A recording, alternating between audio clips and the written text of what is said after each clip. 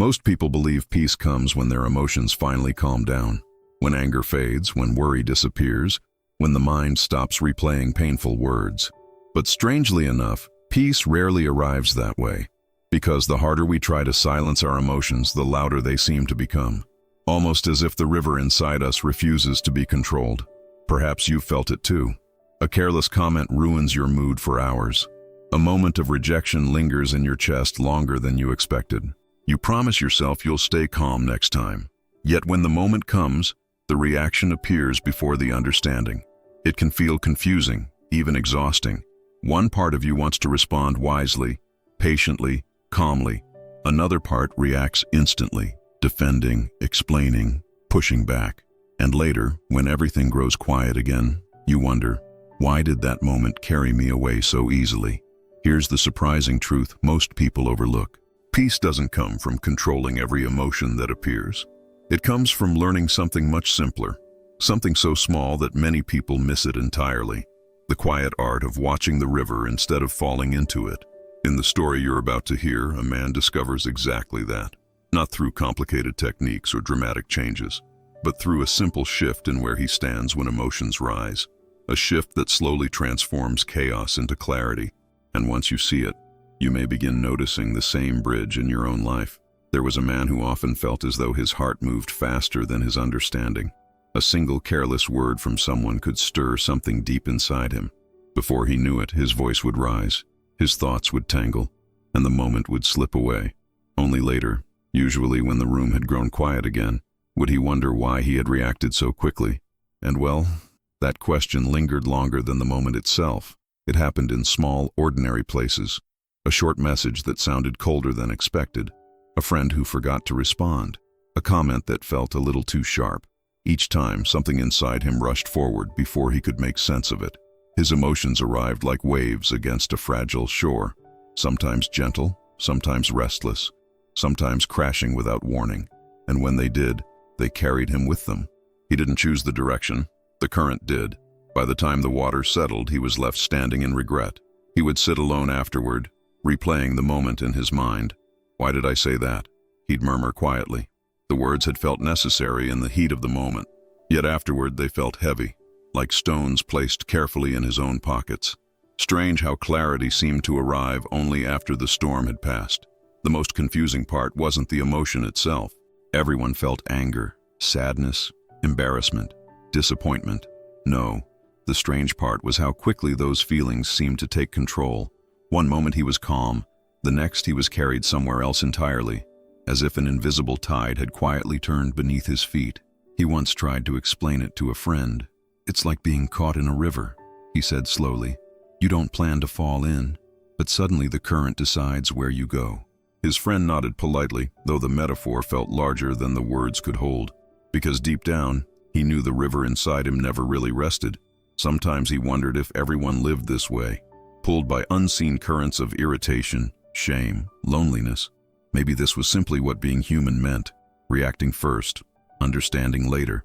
Still, something about that explanation felt incomplete, like there was a quiet truth standing somewhere just out of sight. One evening, after yet another moment he wished he could rewind, he sat very still. The air was calm, the world quiet for once, and a small question surfaced in the silence. What if peace didn't begin by controlling emotions, but by learning to watch them before they carried him away? The next morning, the thought from the night before still lingered with him. It didn't arrive loudly or dramatically. It simply rested in the back of his mind, like a quiet observer waiting patiently. What if the river of emotions didn't need to be fought at all? What if the real change began somewhere else entirely? For most of his life, he had believed emotions demanded immediate action. Anger meant speaking. Hurt meant defending himself. Embarrassment meant explaining, sometimes too much. Each feeling seemed to arrive holding a small command. Yet the strange thing was how quickly those commands changed. 1 hour he was certain someone had wronged him. A few hours later, the certainty faded like fog under sunlight. The emotion that once felt urgent now seemed exaggerated, and that puzzled him more than anything. If emotions were always right, why did they soften with time? Why did yesterday's storm sometimes feel like a passing cloud today? He began to suspect that emotions were more like weather than instructions. They moved, shifted, gathered strength, and then quietly dissolved, but only if nothing held them in place.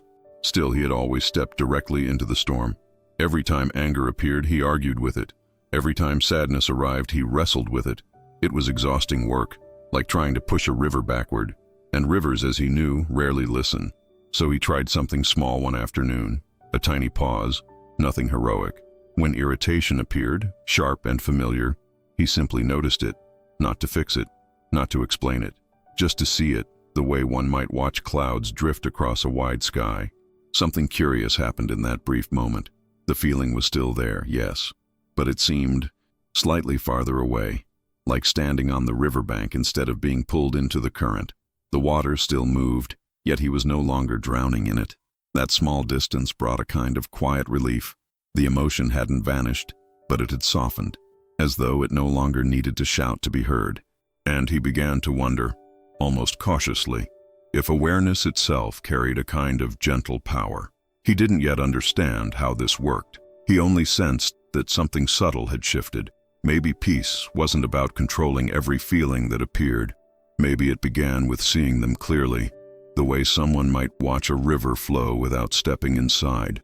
And not long after that quiet realization, life introduced him to someone who seemed to have mastered exactly that. The man's name was Daniel, though most people simply knew him as someone who felt things deeply. At first, that sounded like a compliment.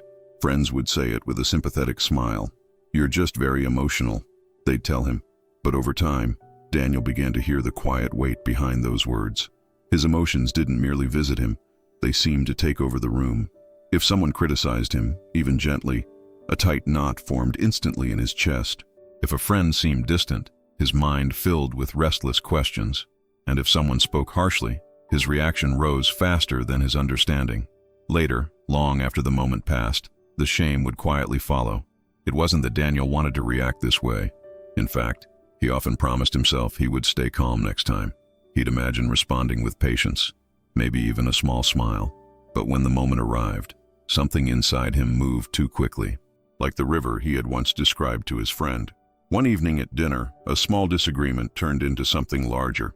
A careless remark from a colleague brushed against a hidden bruise. Daniel felt the familiar rush, the rising water, the sudden pull. Words spilled out before he could stop them. And just like that, the room grew quiet. The silence afterward felt heavier than the argument itself. He noticed the lowered eyes, the awkward shifting of chairs. No one scolded him directly, yet the atmosphere said enough. Daniel wished he could gather his words back like scattered leaves, but the river had already carried them downstream. Later that night, walking home under dim streetlights, he felt that old mixture of regret and confusion.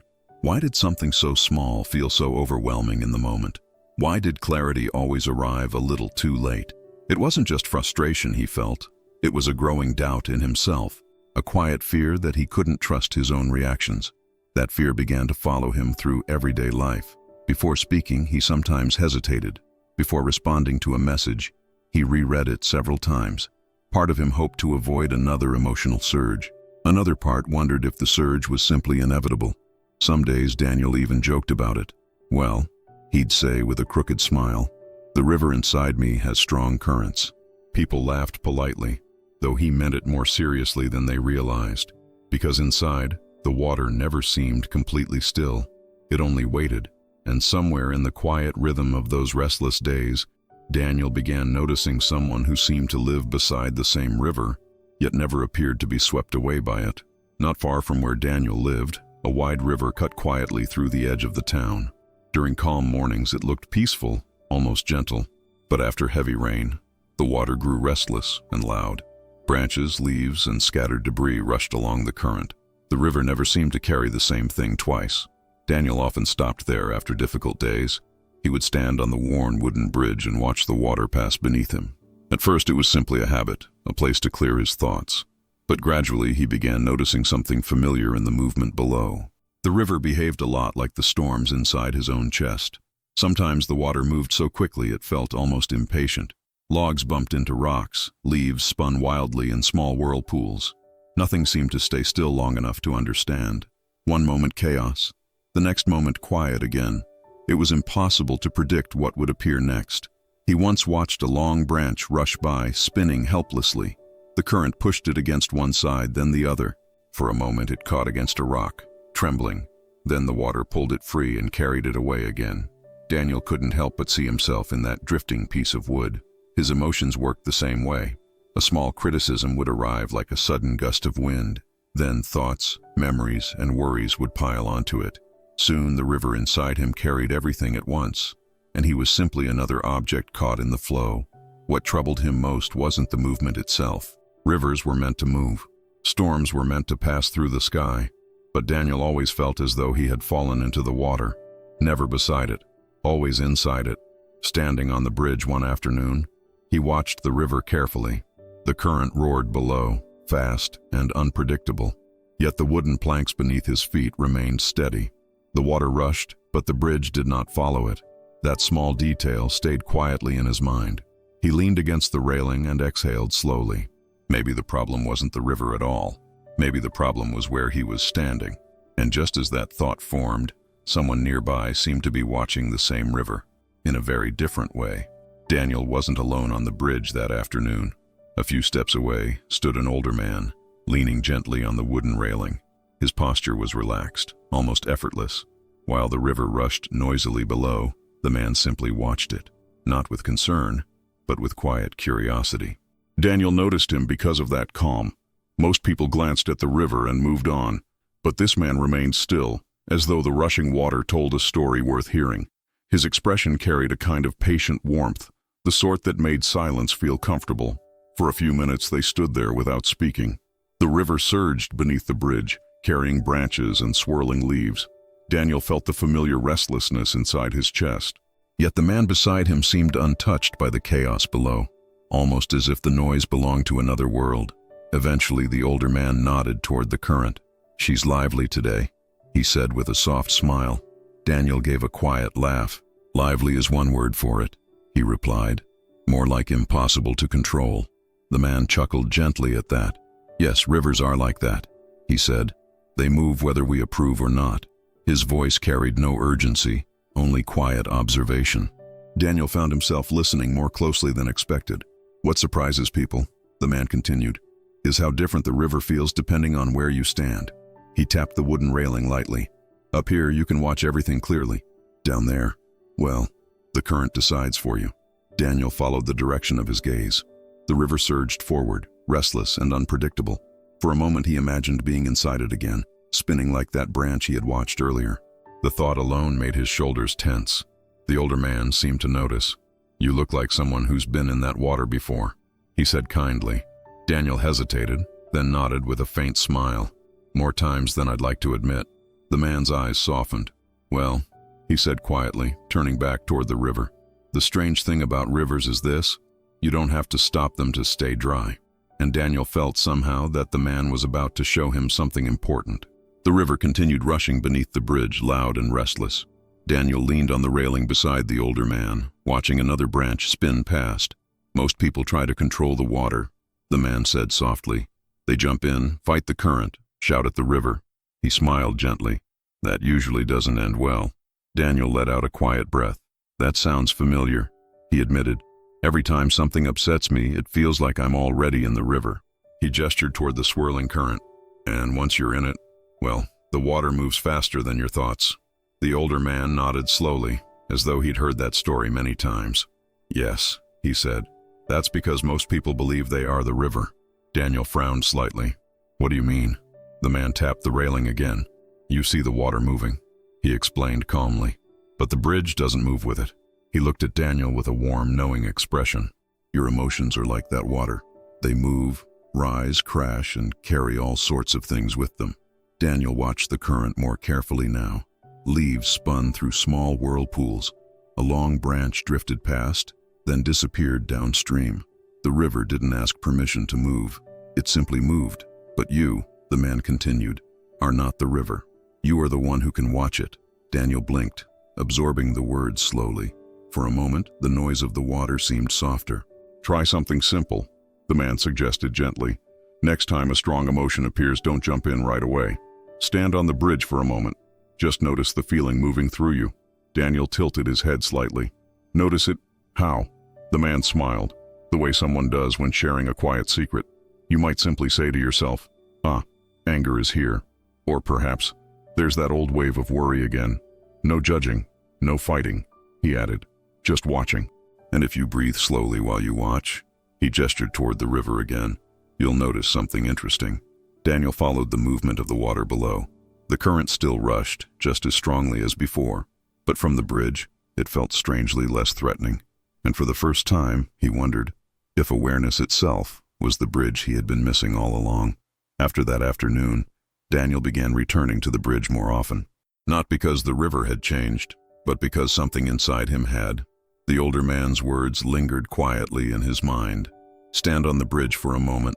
Such a small idea, yet strangely difficult to forget. The first time he tried it was during a familiar moment. A message arrived that felt colder than he expected. Immediately, the old current began to rise inside him. His fingers hovered above the keyboard, ready to respond quickly. But then he remembered the bridge. He paused, just for a breath. The feeling was still there, swirling like the river after rain. Instead of reacting, he simply noticed it. "Oh, irritation," he murmured softly to himself. The emotion didn't disappear, but it loosened slightly. Another time it happened while speaking with a coworker. A sharp comment brushed against his pride. The river surged instantly, fast and familiar. Daniel felt the urge to defend himself. Instead, he took one slow breath. It was only a few seconds. Yet in that tiny space, something unexpected appeared. The emotion still moved inside him. Yes, but it no longer carried him downstream so quickly. He could see it moving instead of becoming it. Later that evening, he wrote a single sentence in a small notebook. "Today I watched the river for 3 breaths." He smiled quietly at the simplicity of it.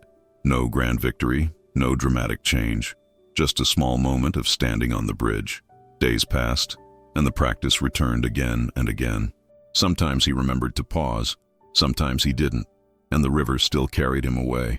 But even then, something was different. Now he knew the bridge existed. Strangely enough, the river itself began to feel less frightening.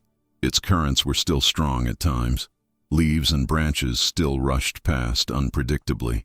But Daniel no longer believed he had to chase every piece of debris. Some things, he realized, could simply drift by. And just as he began to trust this quiet distance, life offered him a moment that once would have pulled him straight back into the water.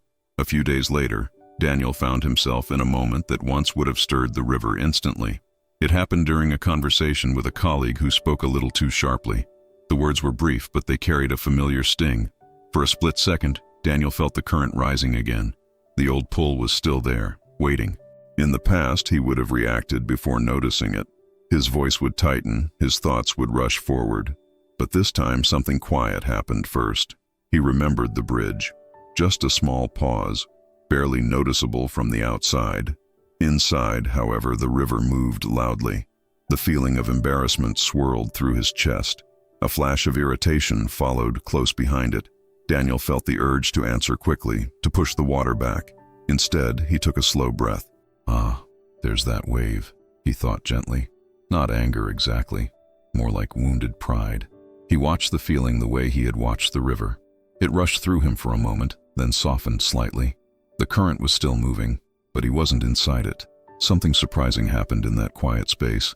The colleague's words no longer sounded like an attack. They sounded more like frustration, perhaps even tiredness. Daniel realized the moment wasn't really about him at all, and that realization changed everything. When he finally spoke, his voice came out steady, not defensive, not sharp, just calm enough to keep the conversation grounded. The tension in the room eased almost immediately, like wind settling over water. Later, Daniel walked back toward the river again. The current flowed just as it always had. Branches still drifted past, spinning slowly downstream. Yet he noticed something different in himself. The river no longer decided every direction. He leaned on the railing, breathing slowly.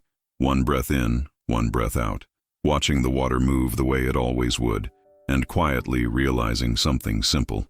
Peace had begun returning in small, steady ways. Still, there was one more thing the old man had once hinted at, a tiny practice anyone could try the very moment a storm began to rise. One evening, as Daniel stood again on the wooden bridge, the older man returned quietly to his side. The river moved with its usual restless rhythm below them. Leaves drifted past, caught briefly in small spirals of water. The man watched for a moment before speaking.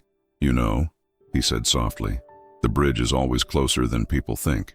Daniel glanced at him with quiet curiosity. "I'm starting to see that," he admitted, "but sometimes the current still feels too strong." The older man nodded, as if expecting that answer. "Yes, that's when the smallest practices help the most." He pointed toward a leaf spinning in a gentle whirlpool. "Imagine that leaf is the emotion you're feeling," he said calmly. "Anger, embarrassment, disappointment, whatever appears. Instead of chasing it downstream, simply name it." Daniel frowned, slightly intrigued. "Name it?" The man smiled warmly. "Yes, just a quiet sentence in your mind. Something like, 'This is frustration.'